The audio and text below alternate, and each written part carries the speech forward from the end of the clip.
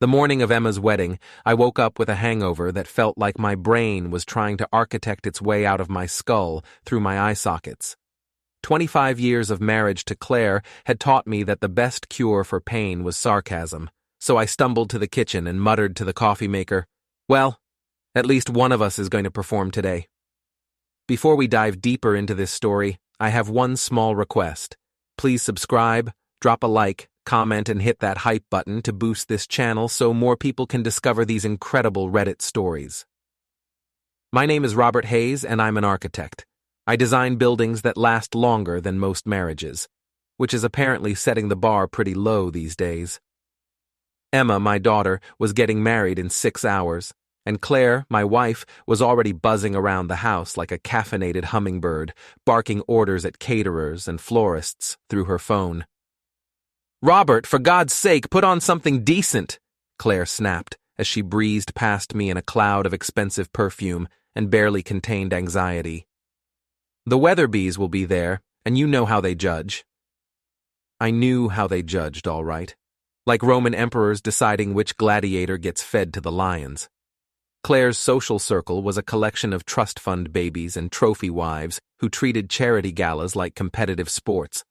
I'd spent 2 decades watching my wife transform from the ambitious interior designer I'd fallen in love with into something that belonged in a museum exhibit labeled Late-Stage Capitalism Barbie.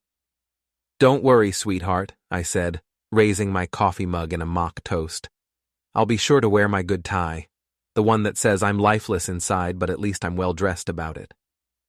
Claire shot me a look that could have frozen the Atlantic. "Your daughter's wedding isn't a joke, Robert." "No, it's not," I agreed. "It's the one day she gets to be the center of attention, instead of your latest interior design project." That earned me the silent treatment, which was honestly a relief. Claire had been particularly insufferable lately, constantly taking meetings with some European client named Julian Mercer. The guy had money coming out of his ears and apparently needed Claire's expertise in redesigning his penthouse. The amount of evening consultations she'd been doing was impressive, even for someone as dedicated to her craft as Claire claimed to be. I was reaching for my phone to check the weather when Claire's tablet, abandoned on the kitchen counter, buzzed with a text message. The screen lit up, and I saw the sender's name, Julian. "Don't worry, he suspects nothing. Last night was incredible. Can't wait to celebrate properly after the wedding." The coffee mug slipped from my hand and shattered on the Italian marble floor that Claire had insisted we install last year. The sound echoed through the kitchen like a gunshot, and suddenly everything made perfect sense. The late meetings, the new lingerie I'd found in her dresser, the way she'd been looking at me lately like I was a piece of furniture she was planning to replace. 25 years of marriage, and my wife was texting her lover about how clueless I was, on our daughter's wedding day. I stared at that message for what felt like an hour, but was probably only 30 seconds. My hands were shaking, and there was a roaring in my ears that had nothing to do with the hangover. Part of me wanted to storm upstairs and confront her right then, to drag Julian Mercer's name through the mud and watch Claire's carefully constructed world crumble like a building with faulty foundations. But I'm an architect. I think in blueprints and structural integrity. And right then, standing in my kitchen with my marriage collapsing around me like a house of cards, I realized that revenge, like any good building, requires careful planning. So I took a screenshot of Julian's message. Then I scrolled back through the conversation, my stomach churning as I read months' worth of evidence. Hotel room numbers, declarations of love, plans for a future that apparently didn't include me. I saved every single message to my phone, then deleted the evidence from Claire's tablet and placed it back exactly where she'd left it. By the time Claire came back downstairs, I was sweeping up the coffee mug fragments and humming under my breath. "What happened here?" she asked, eyeing the mess. "Butterfingers," I said cheerfully. "Good thing you bought those expensive paper towels. They're really absorbing the evidence of my clumsiness." She gave me a suspicious look, but said nothing. We had a wedding to get through, after all. Appearances had to be maintained. The ceremony was beautiful. Emma looked radiant in her grandmother's dress, and her new husband David seemed like a decent kid who actually loved my daughter for who she was, not what she could do for his social standing. I walked Emma down the aisle with tears in my eyes, though they weren't entirely from joy. During the reception, I watched Claire work the room like a politician running for office. She air-kissed the Weatherbys, complimented Mrs. Henderson on her obvious facelift, and made sure everyone knew that the floral arrangements were her design. Julian Mercer was there too, of course, tall, silver-haired, with the kind of European accent that made middle-aged women swoon and the kind of bank account that made their husbands nervous.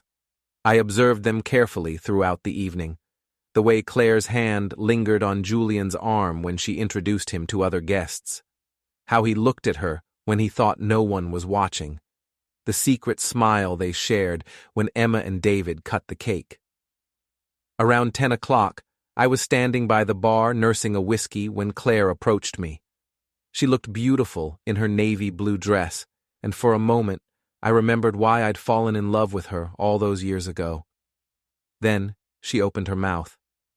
"Robert, we need to talk," she said quietly. "After Emma gets back from her honeymoon. About us." "About us?" I repeated, swirling the ice in my glass. "What about us, Claire?" She glanced around to make sure no one was listening, then leaned closer. "You know what about us. This isn't working anymore. We both know it." "I see," I said. "And you've come to this conclusion all by yourself, have you?" Something flickered in her eyes. Guilt, maybe, or fear that I knew more than I was letting on. "We've grown apart, Robert. We want different things." "You're absolutely right," I agreed. "For instance, I want a wife who doesn't sleep with her clients, and you apparently want a husband who's too stupid to notice when she does." Claire's face went white, then red. "I don't know what you're talking about." "Sure you don't." I finished my whiskey and set the glass down on the bar with a sharp click. "Tell me, Claire, when you and Julian are planning your future together, does it include paying me alimony? Because I have to say, the financial logistics of adultery have always fascinated me." She grabbed my arm, her nails digging into my jacket. "Keep your voice down. This is Emma's day." "You're absolutely right," I said, gently removing her hand. "This is Emma's day, which is why I'm not going to make a scene. But tomorrow is going to be a very different story." I started to walk away, then turned back. "Oh, and Claire, your gift to this family would be remembering that some of us actually care about it. See you at home." I left the reception early, claiming a headache. As I walked to my car, I could see Claire through the window, her phone pressed to her ear. Even from a distance, I could read her lips. It's done. I didn't go home that night. Instead, I drove to my office and sat in the dark, staring out at the city lights and planning my next move. By dawn, I had a blueprint for dismantling my marriage as carefully and thoroughly as I'd once designed buildings. The thing about being married to someone for 25 years is that you learn all their secrets. Claire thought she was clever, but she'd made the classic mistake of underestimating her opponent. She saw a middle-aged architect with thinning hair and a dad bod, not the man who'd built a successful firm from nothing and could read people like structural drawings. My first stop was the bank. I'd been handling our finances for years, while Claire focused on spending money rather than managing it. She had access to our joint accounts, but I'd been the one setting up the automatic transfers, the investment portfolios, the college fund for Emma. Claire never paid attention to the details, which was about to become a very expensive oversight. "Good morning, Mr. Hayes," said Margaret, our account manager. "You're here early." "Early bird catches the worm, Margaret," I said, settling into the chair across from her desk. "I need to make some changes to our account structure." What followed was 2 hours of paperwork that would have bored Claire to tears, but felt like Christmas morning to me. I transferred my half of our joint savings into a separate account. I moved Emma's trust fund into an untouchable investment vehicle that would mature on her 30th birthday. I liquidated some investments and secured others in ways that would require both signatures to access. Everything I did was completely legal, morally questionable perhaps, but legally bulletproof. Claire would wake up to find herself with access to exactly half of what we'd built together, which sounds fair until you realize that her half wouldn't cover the mortgage on our house, the lease on her BMW, or the credit card bills from her shopping sprees. My next stop was the office, where I found my business partner Victor already at his desk despite the early hour. "You look like hell," Victor said, looking up from his computer. "How was the wedding?" "Educational," I replied, closing the door behind me. "Victor, I need to ask you something, and I need you to be completely honest with me." Victor had been my partner for 15 years. We'd built Hayes and Morrison architecture from a two-man operation working out of a strip mall to a respected firm with 30 employees and clients across 3 states. He was also one of the few people who'd never seemed impressed by Claire's charm offensive. "Shoot," he said. "If Claire and I were to divorce, and she tried to claim part of the business, how protected are we?" Victor's eyebrows shot up. "Jesus, Robert, what happened?" I told him everything. The messages, the affair, Claire's obvious plans to trade me in for a newer model with a European accent and a bigger bank account. Victor listened without interrupting, his expression growing darker with each detail. "That manipulative bitch," he said when I finished. "I never liked her, but I thought she at least had some loyalty to you." "Loyalty is a luxury Claire can't afford," I said. "Not when Julian Mercer is offering her a lifestyle upgrade." "Well, the good news is that the business is protected," Victor said. "Remember when we restructured 5 years ago? Claire would have had to sign documents to have any claim on the company assets, and she never did. She was too busy redecorating the house to pay attention to the paperwork." "I remember," I said.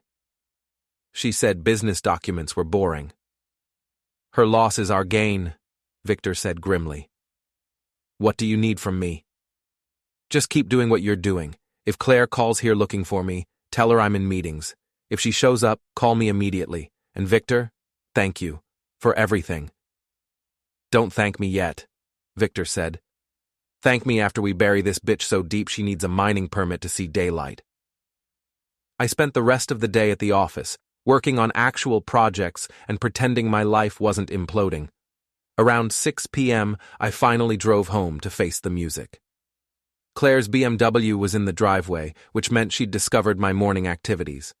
I could see her silhouette in the living room window, pacing back and forth like a caged animal. For a moment, I almost felt sorry for her. Then I remembered Julian's text message and hardened my heart. She was waiting for me in the foyer when I walked in, her face a mask of fury and disbelief. "What did you do?" she demanded without preamble. "I protected my interests," I said calmly, hanging my jacket in the closet. "And Emma's interests. Funny how those two things don't seem to include you anymore." "You can't just freeze our accounts, Robert. That money belongs to both of us." "You're absolutely right," I agreed. "Half of it belongs to you and half belongs to me. Guess which half you still have access to?" Claire's face was turning an interesting shade of red. "This is ridiculous. We can work this out. We don't need to involve lawyers and banks and Julian?" I interrupted. "Should we involve Julian in this conversation? I'm sure he has some interesting perspectives on our marriage." The fight went out of her like air from a punctured balloon. She sank into one of her carefully selected chairs, her head in her hands. "How long have you known?" she asked quietly. "Long enough," I said. "The question is, how long has it been going on?" 6 months, she whispered. "It wasn't supposed to happen. He was just a client, and then you decided you deserved better than the man who'd spent 25 years building a life with you," I finished. "I get it, Claire. I'm not exciting anymore. I'm not rich enough or sophisticated enough or European enough. I'm just the guy who pays the bills and fixes the problems and shows up every day." "That's not fair," she said, looking up at me with tears in her eyes. "Fair?" I laughed, and it sounded bitter even to my own ears. "You want to talk about fair? Fair would have been talking to me before you started screwing Julian Mercer. Fair would have been asking for a divorce before you started planning your new life. Fair would have been not humiliating me at our daughter's wedding. I never meant for you to find out like that. No, you never meant for me to find out at all, I corrected. You were just going to keep living your double life until you figured out how to trade up without losing your meal ticket.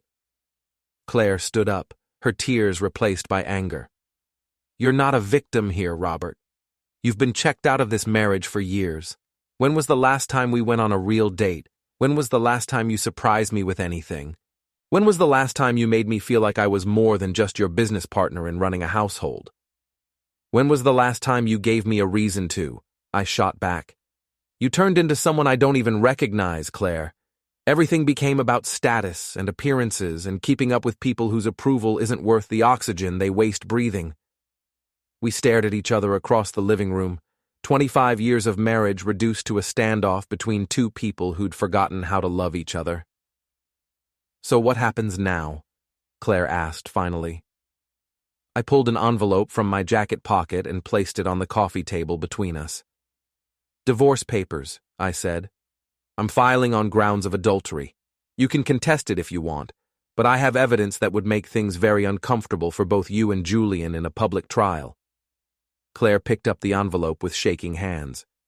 And financially? You get exactly what the law says you're entitled to, I said, which, thanks to some very careful planning over the years, isn't nearly as much as you probably think it is. You bastard, she whispered. Maybe, I agreed. But I'm a bastard who's been planning for this conversation since I read Julian's text message yesterday morning. You wanted to play chess, Claire. You just didn't realize I was already 3 moves ahead. I walked toward the stairs, then turned back. Oh, and Claire? I'd start looking for a place to stay. This house is going on the market next week. The next morning, I woke up in the guest bedroom to the sound of Claire's voice echoing through the house like a banshee with a law degree. She was on the phone with someone, probably Julian, and her tone suggested that her European Prince Charming wasn't riding to her rescue quite as enthusiastically as she'd expected. What do you mean you need time to think? She was shrieking. We talked about this, Julian. We had plans. I smiled into my pillow. Apparently, Julian Mercer was discovering that adultery was a lot more fun when it didn't come with financial obligations and public scandal. Funny how these European sophisticates always seem to develop sudden cases of cold feet when things got complicated. I showered, dressed, and headed downstairs to find Claire sitting at the kitchen table in her bathrobe, surrounded by legal documents and bank statements. Her usually perfect hair looked like she'd been running her hands through it all night, and her makeup was smeared from crying. For the first time in years, she looked her age. Good morning, sunshine, I said cheerfully, pouring myself a cup of coffee. Sleep well? Go to hell, Robert. Already there, sweetheart. The question is whether I'm going to have company. Claire looked up from the papers with red-rimmed eyes. These financial disclosures, they can't be right. According to this, I'm entitled to less than $100,000. Plus half the house, I reminded her. Of course, you'll need to buy out my half if you want to keep it, and given the current mortgage balance and your newly reduced circumstances, that might be challenging. You planned this, she accused. All those years of handling the finances, all those investment decisions you said were too boring for me to worry about. You were setting me up. I was protecting our family's assets, I corrected. It's not my fault you were too busy playing interior decorator to pay attention to how money actually works. The truth was more complicated than that, but Claire didn't need to know the details. Yes, I'd been careful over the years to structure our finances in ways that protected the business and Emma's future. But I'd done it because I was responsible, not because I was planning for divorce. The fact that my fiscal responsibility was now working in my favor was just a happy coincidence. Claire's phone buzzed, and she grabbed it desperately. Her face fell as she read the message. Let me guess, I said. Julian's having second thoughts about playing house with a soon-to-be divorced woman who comes with legal complications and financial baggage. Shut up, Claire snapped, but her voice lacked conviction. You know what your problem is, Claire? You never understood the difference between being wanted and being needed. Julian wanted you when you were a married woman playing at being rebellious. Now that you're available, you're just another middle-aged divorcee with expensive tastes and limited resources. I left her sitting there and drove to the office, where I found Victor waiting with a cup of coffee and a shit-eating grin. "How'd it go?" he asked. "Like watching a controlled demolition," I said. "Loud, messy, but ultimately very satisfying." "Well, you're about to enjoy this even more," Victor said, turning his computer monitor toward me. "Check out the Coastal Elite blog." The Coastal Elite was a gossip website that covered the social scene in our little corner of New England. It was run by some anonymous blogger who seemed to have sources everywhere and a particular talent for destroying reputations with surgical precision. I rarely read it, but Claire and her friends followed it religiously. The headline made my coffee taste even better. "Local interior designer's marriage crumbles amid affair scandal." Jesus, I breathed, scanning the article. They have everything. Photos of Claire and Julian at restaurants, hotel records, even quotes from anonymous sources about their relationship. "It gets better," Victor said. "Keep reading." The article went on to detail Claire's financial situation, her pending divorce, and Julian's apparent abandonment of his interior design consultant. It even included a photo of Claire from Emma's wedding, looking cozy with Julian while I stood obliviously in the background. "Who the hell leaked this?" I asked. "My money's on Sienna," Victor said. "Claire's assistant. Word is Claire fired her yesterday for asking too many questions about her schedule." Sienna Walsh was a sharp young woman in her early 30s who'd been working for Claire for 3 years. She handled Claire's appointments, managed her social media, and generally kept Claire's professional life organized. She was also, I now realized, in a position to know exactly what Claire had been doing with her time. "Hell hath no fury like an assistant scorned," I mused. "Apparently not," Victor agreed. "But Robert, this is going to get ugly. Claire's going to blame you for this." "Let her," I said. "I didn't leak anything to that blog. I don't need to. Claire's doing a perfectly good job of destroying herself." I spent the morning working on actual architecture, which was a relief after the emotional demolition of the past few days. Around noon, my secretary buzzed me to say that Claire was in the lobby, demanding to see me. "Send her up," I said. "This should be interesting." Claire stormed into my office 5 minutes later, looking like a woman on the edge of a complete breakdown. Her hair was pulled back in a messy ponytail, she was wearing jeans and a wrinkled blouse, and her eyes were wild with fury and desperation. "You son of a bitch!" she snarled, slamming the office door behind her. "You leaked that story." "Good afternoon, Claire," I said calmly, not looking up from my computer. "I'm fine, thanks for asking. How are you holding up?" "Don't play innocent with me, Robert. That blog post has details that only you would know." "Really?" I finally looked at her, raising an eyebrow. "Which details would those be? The hotel receipts that Julian probably paid for with his credit card? The restaurant reservations that were made under his name? The photos that were taken in public places where anyone with a camera phone could have seen you?" Claire's face crumpled slightly. "People are calling me. My clients are canceling contracts. The Weatherbys won't even return my calls." "Gee, that's terrible," I said with mock sympathy. "It's almost like actions have consequences." "You're destroying me," she whispered.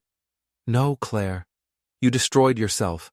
I'm just not cleaning up the mess anymore." She collapsed into the chair across from my desk, and for a moment she looked like the woman I'd married instead of the stranger she'd become. "What do you want from me, Robert? What will it take to make this stop?" "I want you to sign the divorce papers without contesting them," I said. "I want you to accept the financial settlement as outlined, and I want you to stop pretending that you're the victim here." "And if I don't?" I leaned back in my chair, studying her face. "Then things get worse for you. Much worse. Because, Claire, what you don't seem to understand is that I'm not the one making your life difficult anymore. Your reputation is ruined, your lover has abandoned you, and your friends are treating you like you have a contagious disease. All I did was stop protecting you from the consequences of your choices. I loved you once, she said quietly. I know, I replied. I loved you too. But love isn't enough when one person decides the other isn't worth being faithful to. Claire sat there for a long moment, tears streaming down her face. Then she stood up, straightened her shoulders, and walked toward the door. This isn't over, Robert, she said without turning around. Yes, it is, I replied. You just haven't accepted it yet. After she left, I sat in my office staring out at the city, feeling simultaneously vindicated and empty. 25 years of marriage, reduced to a bitter conversation in an office that smelled like coffee and disappointment. My phone buzzed with a text from Emma. Dad, I saw the blog post. Are you okay? Call me. I smiled for the first time in days. At least I still had my daughter. And unlike her mother, Emma understood the value of loyalty. 3 days after the Coastal Elite blog post went viral, Julian Mercer made his move. According to Sienna, who had apparently decided to become my unofficial intelligence source, Julian was planning to leave town. His penthouse was going on the market, his business interests were being transferred to associates, and he'd been seen at the airport looking at international flight schedules. He's running, Sienna told me over coffee at a downtown cafe. Claire's been calling him non-stop, but he won't answer. His doorman told her he's not taking visitors. Sienna was an attractive woman with short auburn hair and intelligent green eyes. She'd been collateral damage in Claire's meltdown, fired for the crime of knowing too much about her boss's schedule. I'd offered to help her find a new position, partly out of guilt and partly because I appreciated her willingness to share information about my soon-to-be ex-wife's activities. What about Claire? I asked. She's losing it, Sienna said bluntly. She showed up at my apartment yesterday, begging me to call the blogger and retract the story. When I told her I couldn't do that, she offered me $5,000 to say I made it all up. Did you take it? Sienna laughed bitterly. With what money? Her accounts are frozen, remember? She's writing checks her bank account can't cash, literally and figuratively. That evening, I decided to pay Julian Mercer a visit. Call it morbid curiosity, or maybe just a desire to see the man who'd helped destroy my marriage squirm a little. His penthouse was in the most expensive building downtown, all glass and steel and pretentious modern art in the lobby. The doorman was a young guy named Marcus, who looked like he'd rather be anywhere else. When I mentioned Julian's name, his expression soured. Mr. Mercer isn't seeing anyone, he said automatically. I'm sure he's not, I agreed. But I think he'll want to see me. Tell him Robert Hayes is here to discuss his interior design project with my wife. Marcus hesitated, then picked up the phone. After a brief, whispered conversation, he hung up and pointed toward the elevator. Penthouse level. He'll meet you at the door.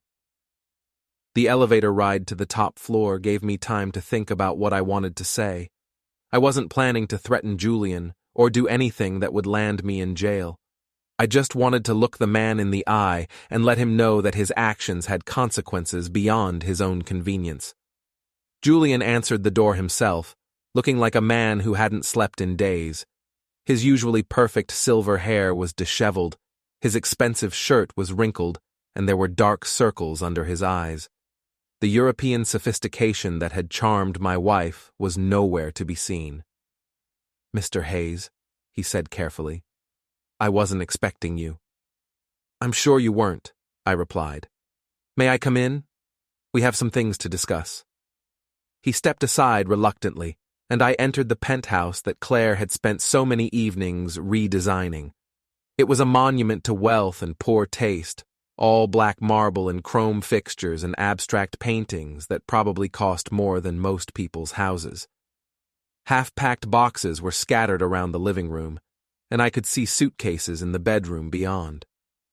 Going somewhere? I asked pleasantly. I have business interests in Europe, Julian said stiffly. The situation here has become complicated. Complicated, I repeated. That's an interesting way to describe destroying someone's marriage and then abandoning your partner in crime when things get messy. Julian poured himself a drink from a crystal decanter, his hands shaking slightly. What do you want, Mr. Hayes? I want to understand, I said, settling into one of his ridiculously expensive chairs. What was the plan, Julian? Were you going to marry Claire after our divorce was final? Set up house together? Or was she just a temporary amusement until something better came along? It wasn't like that, he said, but his voice lacked conviction. No? Then what was it like? Because from where I'm sitting, it looks like you seduced a married woman, convinced her to blow up her life for you, and then ran for the hills the moment things got uncomfortable. Julian drained his glass and poured another. Claire knew what she was getting into. I never promised her anything permanent. Funny, I said. The text messages I saw suggested otherwise. All those plans for the future, all those promises about being together. Were those just lies to keep her interested? You read our messages? Julian's face flushed with anger. Claire left her tablet lying around, I said with a shrug. Sloppy operational security for someone conducting a clandestine affair. But then again, you probably didn't expect to be dealing with someone who actually pays attention to details. I stood up and walked to the floor-to-ceiling windows that offered a panoramic view of the harbor. You know what I think, Julian? I think you're a predator. You target married women because they're exciting and forbidden, but also because they can't make demands on your time or your commitment. When the thrill wears off, you move on to the next conquest. That's not true, he protested, but his voice was weak. Isn't it? I turned back to face him. How many other married women have there been, Julian? How many other families have you helped destroy for your own amusement? He didn't answer, which was answer enough. Here's what's going to happen, I continued conversationally. You're going to leave town, just like you planned. You're going to disappear back to whatever European playground spawned you, and you're never going to contact my wife again. You can't threaten me, Julian said, trying to summon some of his earlier arrogance. I'm not threatening you, I replied. I'm explaining reality. Your reputation in this town is finished. Everyone knows you're a coward who runs away when things get difficult. Your business relationships are compromised, your social standing is destroyed, and frankly, you're lucky that public humiliation is the worst consequence you're facing. I walked toward the door, then paused. Oh, and Julian, if you ever come back here, if you ever try to contact Claire or Emma or anyone else in my family, I will make your life so unpleasant that you'll wish you'd never heard of interior design. Is that a threat? He asked. It's a promise, I said. And unlike you, I keep my promises. I left him standing there with his drink and his packed suitcases, looking like a man who'd finally realized that his actions had consequences. The elevator ride down felt like a victory lap. 2 days later, Sienna called to tell me that Julian's penthouse was empty and his car was gone. The doorman confirmed that he'd left in the middle of the night, taking only what he could fit in his Mercedes. He'd abandoned the rest of his belongings, forfeited his lease, and disappeared like a ghost. Claire, according to Sienna, had shown up at the building that afternoon and had a complete breakdown in the lobby when she realized Julian was gone. Security had to escort her out when she started screaming and throwing things. She kept saying he promised to take her with him, Sienna told me. It was actually kind of sad. Sad, I repeated. That's one word for it. But privately, I felt a grim satisfaction. Julian Mercer had gotten exactly what he deserved, and Claire was finally learning that actions have consequences. The only question now was what she would do next.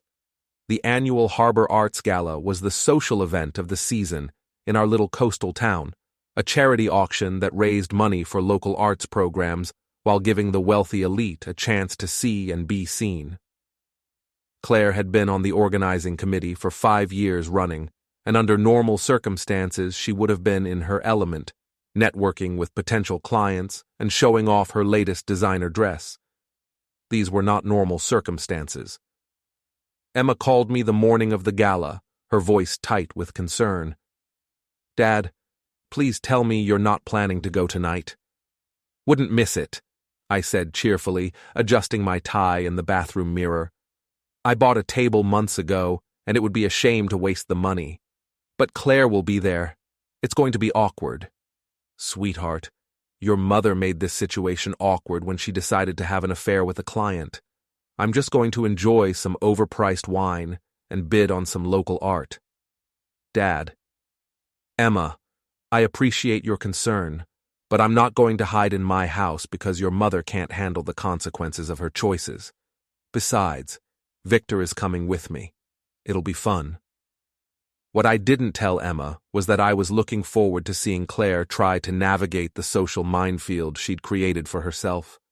The Harbor Arts Gala was attended by everyone who mattered in our town's social hierarchy, including many of Claire's former clients and all of the society mavens who'd been gossiping about her affair for the past week.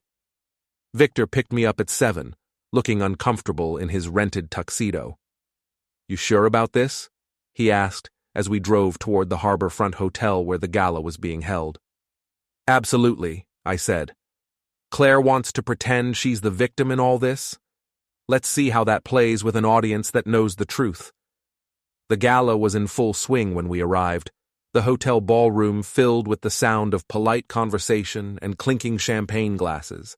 I spotted Claire immediately, standing near the silent auction tables in a red dress that probably cost more than most people's monthly rent. She looked beautiful and desperate, her smile too bright and her laugh too loud.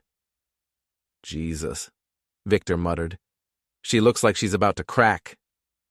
"Give it time," I said. We threaded through the gala crowd, trading small talk with clients and colleagues. Polite smiles couldn't hide the buzz.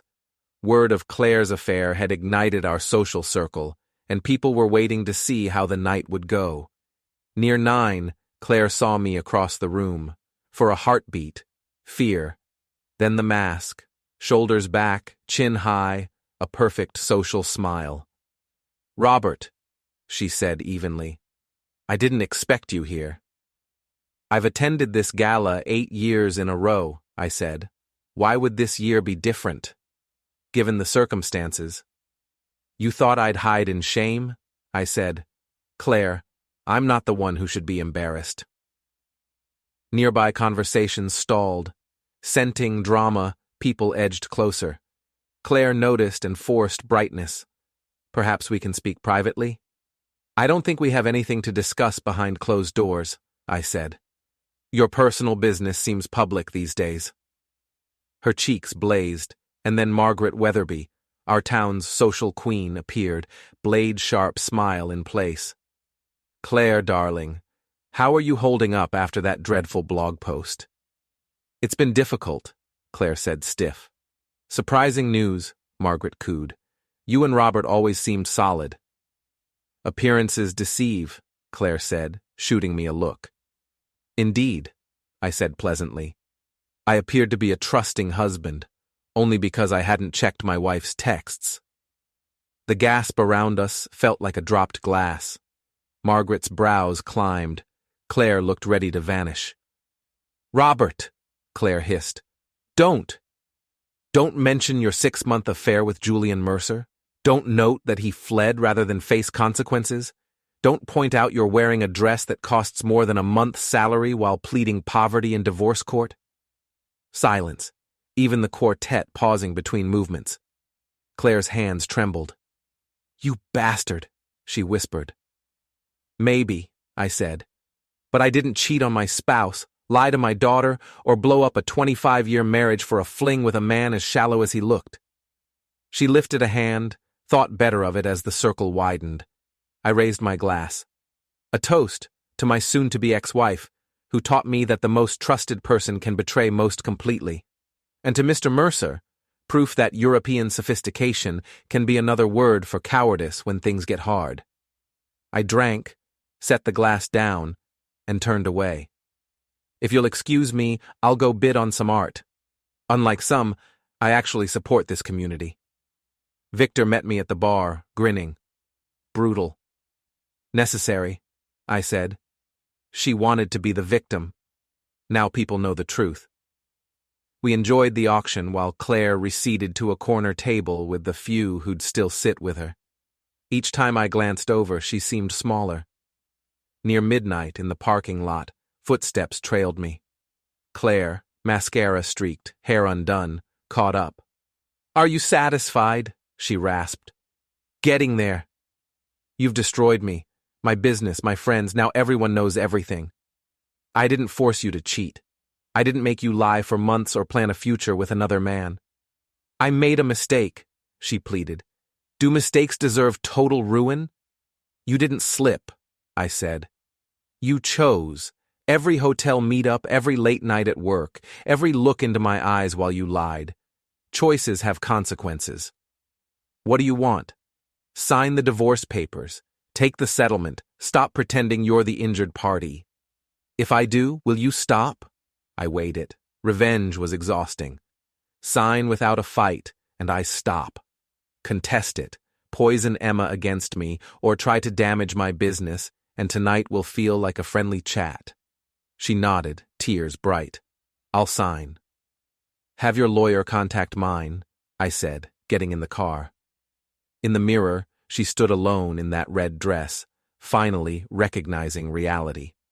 We signed on a Tuesday in November, in a conference room that smelled of coffee and surrender.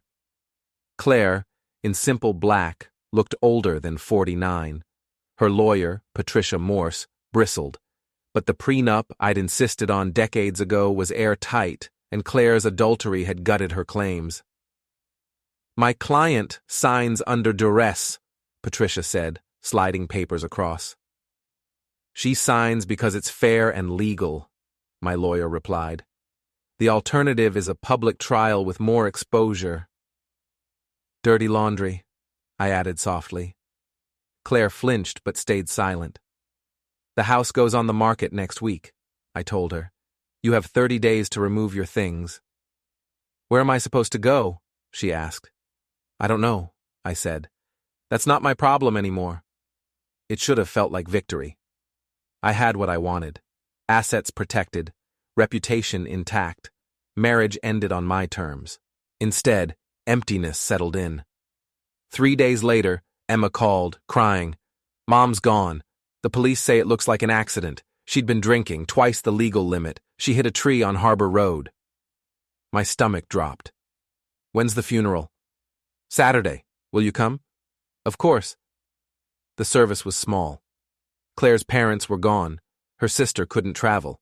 Few friends came. I sat in the back, grief and guilt tangled together. I had loved Claire once. I had also dismantled her public life piece by piece. In the lot afterward, Emma found me. "She called me the night before," she said.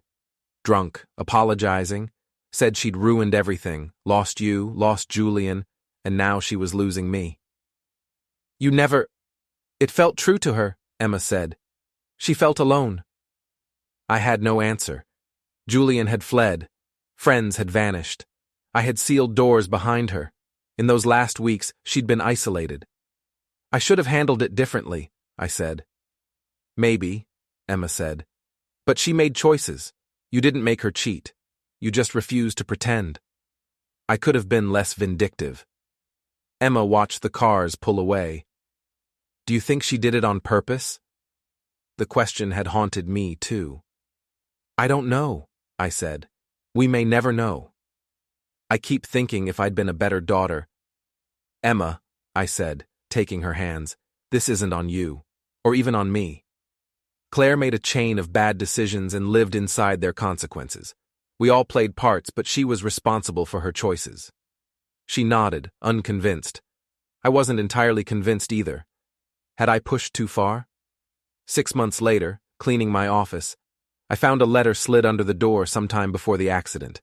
Claire's handwriting, shaky. "Robert, I'm sorry.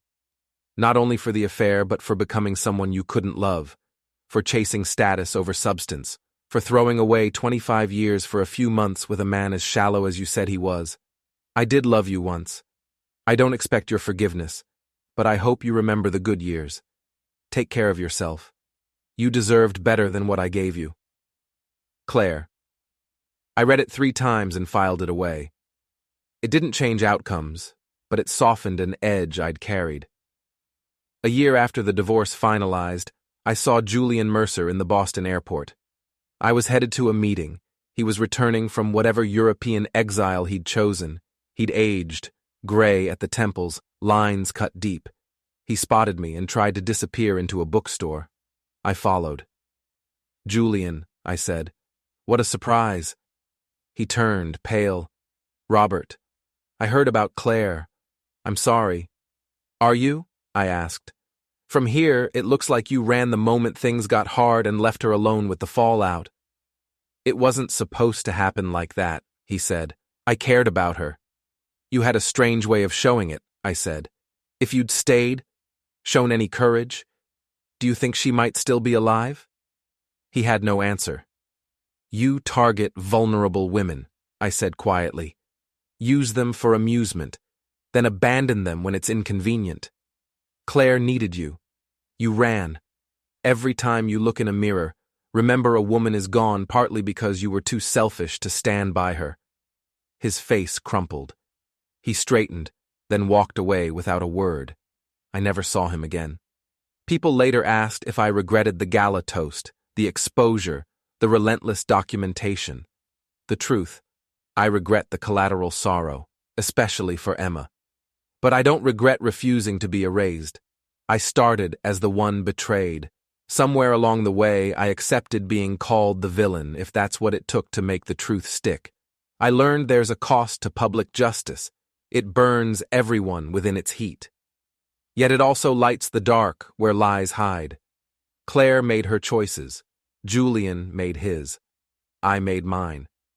When it was over, Emma and I carried forward with honesty between us, fragile but real. Some nights, I still see Claire in that red dress under the hotel lights, realizing at last that actions echo. Other nights, I remember the early years, when we were kind to each other, when laughter lived easily in our house. Both memories are true. I keep the letter in my desk. I don't read it often.